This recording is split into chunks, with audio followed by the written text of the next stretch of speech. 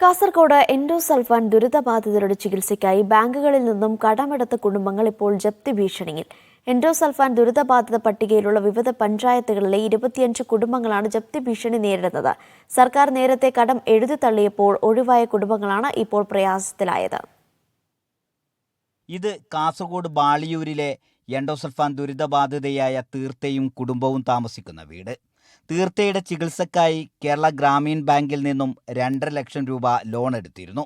പണം പലതവണ തിരിച്ചടച്ചെങ്കിലും പിന്നീട് സാമ്പത്തിക പ്രതിസന്ധിയായതോടെ തിരിച്ചടവ് മുടങ്ങി.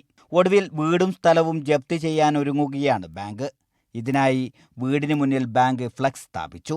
വിവരമറിഞ്ഞ് മഞ്ചേശ്വരം MLA AK മഷ്റഫ് ബാധ്യതകൾ പൂർണ്ണമായും ഏറ്റെടുക്കുമെന്ന് ഉറപ്പു നൽകി. ഇതോടെ ജപ്തി നടപടി ഒഴിഞ്ഞ ആശ്വാസത്തിലാണ് കുടുംബം.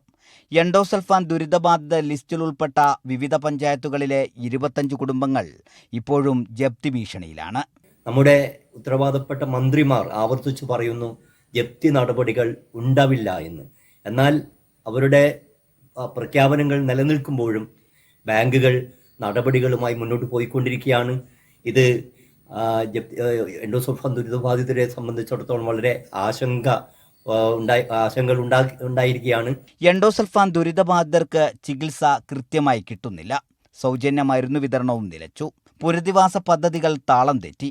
ഇങ്ങനെ ആകെ പ്രയാസത്തിലായ കുടുംബങ്ങളെയാണ് ബാങ്കുകൾ ജപ്തി ഭീഷണി മുഴക്കി പീഡിപ്പിക്കുന്നത്. ഷഫീഖ് നസ്രുള്ള, മീഡിയ 1, കാസർഗോഡ്.